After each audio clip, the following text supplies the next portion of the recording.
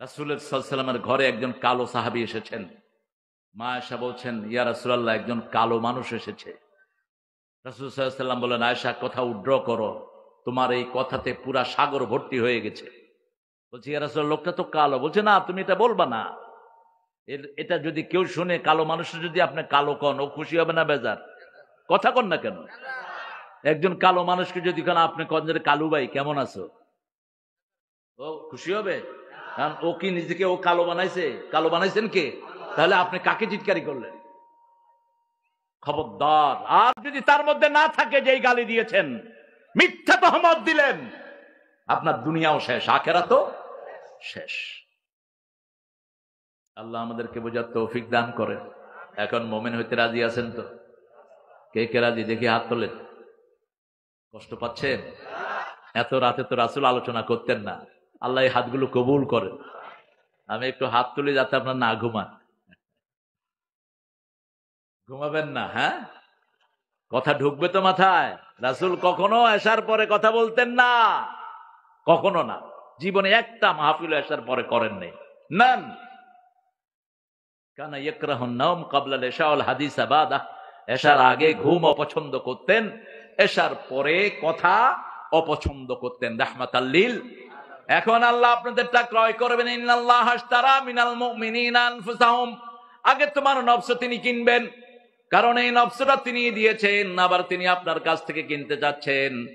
ইশতারা মিনাল মুমিনিনা আনফুসাহুম ওয়া আমওয়ালাহুম। আমাদের নফস, নফস মানে হলো আপনার শরীর, আপনার হাত, আপনার চোখ, আপনার কান, এগুলোর মালিকানা কার? আলাম নাজআল লাহু আইনাইন ওয়া লিসানান ওয়া শাফাতাইন ওয়া হাদাইনাহুন নাজদাইন। সুন্দর দুটি চোখ আমি তোমাকে দিয়েছি, সুন্দর দুটি ঠোঁটের মধ্যখানে সুন্দর একটি জিহ্বা দিয়েছি। ঠোঁটও থাকে ভিজা, জিহ্বাও থাকে ভিজা, চোখও থাকে ভিজা। চোখের পানি জিহ্বায় যায়, জিহ্বায় যায় না, জিহ্বার পানি চোখে আসে না। একটা দিয়ে 7টা রং দেখি, চোখ দিয়ে কি দেখি? কথা কন না কেন? 7টা রং দেখি একসাথে। জিহ্বা দিয়ে 7টা টেস্ট অনুভব করি।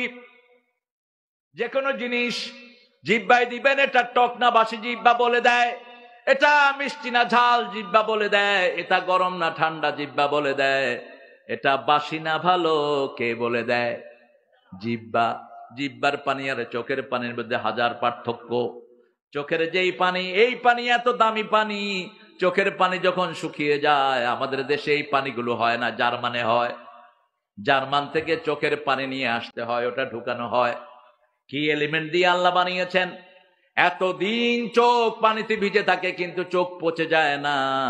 আবার চোখেও হাড্ডি নাই, জিহ্বাতেও হাড্ডি নাই। রাসূল বলছেন, 2 হাড্ডি ছাড়া জিনিসের নিরাপত্তা যদি তোমরা দাও, আমি তোমাদেরকে জান্নাতের নিরাপত্তা দেব।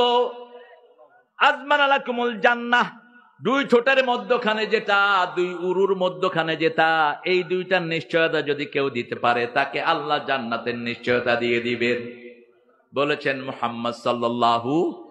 এই জন্য জিহ্বা কখনো বাজে কথার জন্য ব্যবহার করবেন। রাসূল একদিন বলছেন সাল্লাল্লাহু, অনেক ছেলে মেয়ে আছে পিতা মাতাকে লানত করে। আপনারা না, আপনারা ভালো মানুষ। সাহাবায়ে কেরাম বলেন, এরা কারা, কোন ছেলে মেয়ে? বলছে, অন্যের পিতা মাতাকে গালি দেয়, সেই গালি এসে নিজের পিতা মাতার উপরে পড়ে। আপনাদের অবশ্য সিরাজগঞ্জে গালিগালাজ নাই? হ্যাঁ, বেশি না কম? বোরে গালিগালাজ করেন? হ্যাঁ, বোরে গালিগালাজ করবেন, সংসার শেষ। আপনার পোলা শিখবে এগুলো, যে আমি বিয়ে করে আয় না, আমি ওই মাইয়ারে এরকম গালি দেব। আর যেই মেয়েটা গালি খেলো, ওর মনটা ছোট হয়ে যায়, ঠিক না? ঠিক। ও যদি আপনার মেয়ে হয়, তার মন ছোট হয়ে যাবে। কেন মেয়ে হিসেবে জন্ম নিলাম? কেন জন্ম নিলাম? মেয়ে হিসাবে গালিগালাজ খেতে হবে, মায়ের খেতে হবে। বিবির গায়ে হাত তুলে এরকম বেয়াদব বাজে লোক বাংলাদেশে আছে না নাই? সিরাজগঞ্জে আছে না নাই? চেয়ারম্যান সাহেবকে দায়িত্ব দেব, যে বউ পিটায় তাকে পিটায় আত্মরা করে জেলখানায় পাঠিয়ে দাও।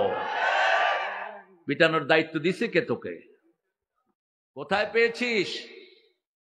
মা আয়েশা সিদ্দিকা সহ রাসূলের 11 জন বিবি ছিল। কয়জন?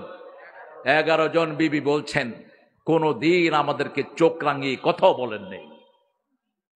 কথাও বলেন নাই। একবার 11 বিবি বিভিন্ন দাবি দেওয়া দিল, রাসূল সাল্লাল্লাহু আলাইহি ওয়াসাল্লাম দাবি দেওয়ার উত্তর না দিয়ে মসজিদ নববীতে 29 দিন থাকলেন, কথা বললেন না। কারণ আমার আল্লাহ রাব্বুল আলামিন সূরা নিসার ভিতরে বলছেন, আশিরুহুন্না বিল মারুফ, সাংসারিক জীবনে সর্বশ্রেষ্ঠ কথা বিবির সাথে বলবা, বিবিকে সুন্দর নামে ডাকবা, বিবিকে সবচেয়ে বেশি আদর দিবা। বিবির সাথে খেলাধুলা করতেন রাহমাতাল লিল, মরুভূমিতে দৌড় দিতেন মা আয়েশাকে নিয়ে রাহমাতাল লিল, আবার মা আয়েশা কুস্তি দেখতেন, এটার ব্যবস্থা করে দিতেন রাহমাতাল লিল আলামিন। ছোট্ট ছোট্ট বাচ্চারা পুতুল নিয়ে খেলে, আমার মা আয়েশাও পুতুল নিয়ে খেলতেন। তবে আমাদের পুতুলগুলোর সাথে ওই পুতুলের কোনো মিল। তিনার পুতুলগুলো ছিল কাপড়ের পুতুল, মুখ টুক দেখা যেত না।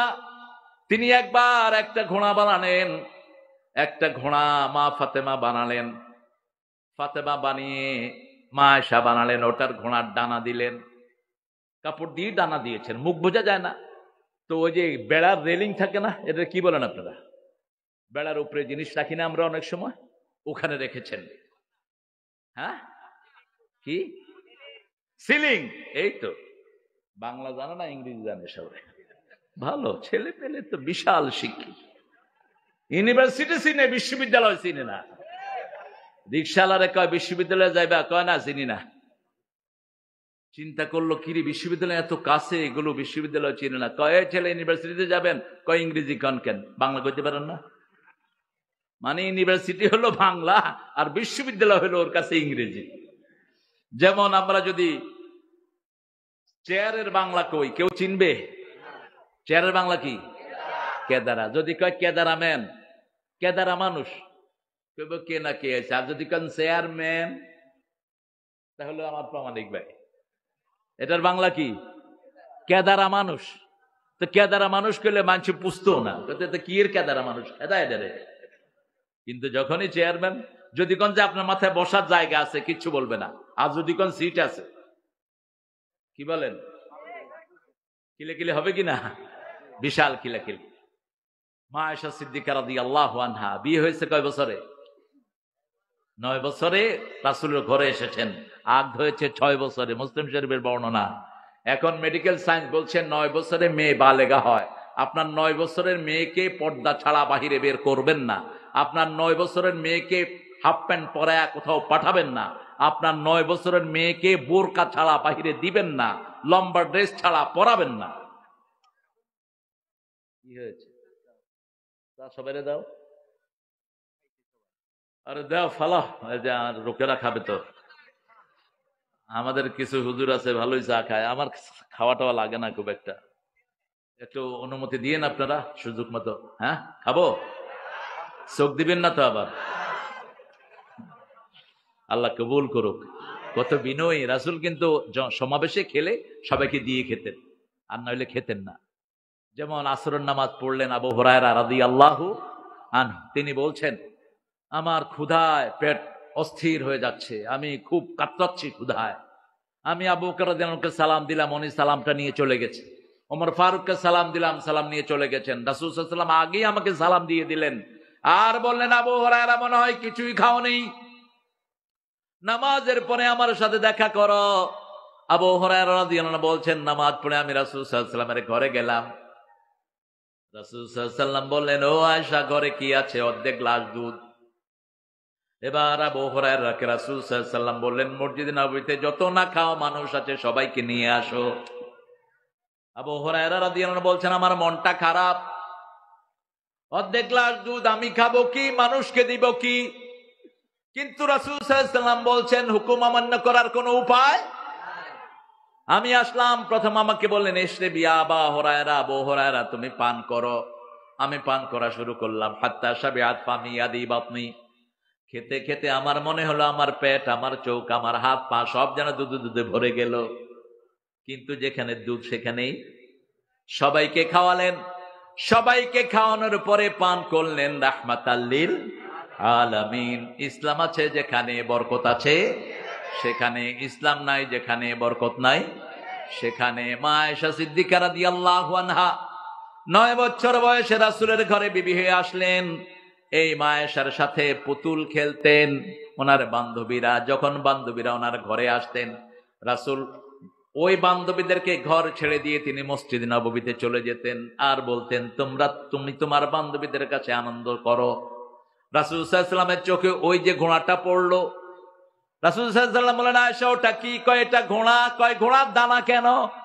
কয় ইয়া রাসূলুল্লাহ আপনি জানেন না, সুলাইমান আলাইহিস সালামের ঘোড়ার ডানা ছিল। ঘোড়ার কি ডানা হয়? উনি বলছেন, রাসূল মুস্কি হাসলেন। সুবহানাল্লাহ বলতে ইচ্ছা করে না?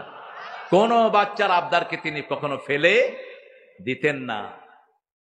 তিনি চাঁদনি রাতে বিবিকে নিয়ে দৌড় দিতেন। মা আয়েশা সিদ্দিকাকে ফাস্ট করে দিয়েছেন একবার, দুইবার, তিনবার, চতুর্থবার রাসূল ফাস্ট হয়ে গেছে। এবার জিজ্ঞেস করলেন, কি খবর আয়েশা, তুমি আজকে পিছনে পড়লে কেন? মা আয়েশা বলছেন, আমি বেশি খেয়েছি তো একটু ভারী হয়ে গেছে, আগে যেতে পারিনি। আসলে রাসূলের সাথে কম্পিটিশনে কারো পক্ষে পারা সম্ভব? তিনি মা আয়েশাকে আগে দিতেন। এইভাবে তিনি বিবিদের অধিকার দিতেন রাহমাতাল লিল আলামিন। আমার আল্লাহ বলছেন, আমি মুমিনদের থেকে জানগুলো কিনে নিতে চাই, আপনার হাত, আপনার পা। আল্লাহ বলেছেন, এই চোখ বাজে জায়গায় ব্যবহার করবা না। কুল্লিল মুমিনিনা ইয়াগুদ্দু মিন আবসারিহিম ওয়া ইয়াহফাযু ফুরুজাহুম কুল্লিল মুমিনাতি ইয়াগুদ্দুনা মিন আবসারিহিন্না ওয়া ইয়াহফাযনা ফুরুজাহুন্না। মুমিন ছেলেদেরকে বলে দাও তারা যেন চক্ষুকে অবনত রাখে। ফেসবুকে বাজে মেয়েদের ছবি আছে না নাই?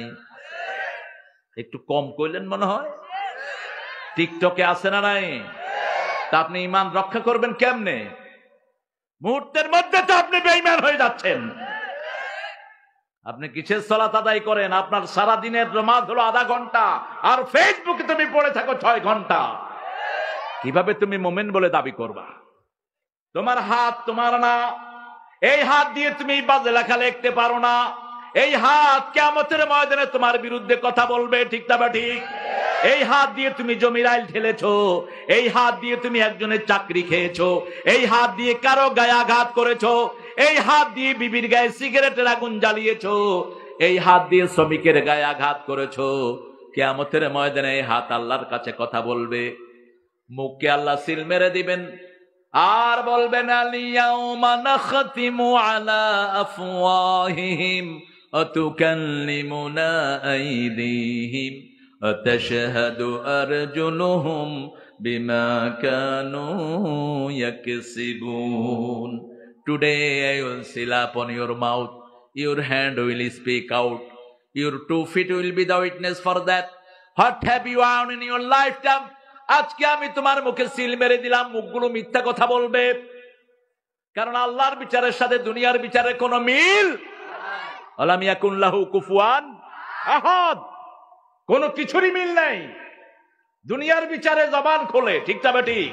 কথা বলতে না চাইলে থেরাপি দেওয়া হয়, আন্ডা খাওয়ায়, গরম পানির থেরাপি দেয়, শুধু ওয়াটার, শুধু মুখে দিয়ে পানি ভরে যাতে ভড় করে কথা বের হয়। আর আল্লাহ বলছেন, আমি মুখ বন্ধই করে দিই। সুবহানাল্লাহ বলতে ইচ্ছা। কোরআনের কথা বিশ্বাস হয়তো হয়তো আরো হবে, সামনে তো কিয়ামত আসতেছে, আরো হবে।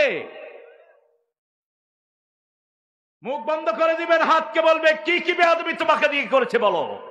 হাত বলবে, এই হাত দিয়ে বৃদ্ধদের ভাতা চুরি করে খেয়েছে, এই হাত দিয়ে জনগণের চাউল খেয়েছে, এই হাত দিয়ে করুণার চাউল পর্যন্ত খেয়ে ফেলেছে, এই হাত দিয়ে যমুনা নদীর সর্বনাশ করেছে, এই হাত দিয়ে জমিনের আইল ঠেলেছে, এই হাত দিয়ে বিবির গায়ে হাত তুলেছে, পরনারী স্পর্শ করেছে।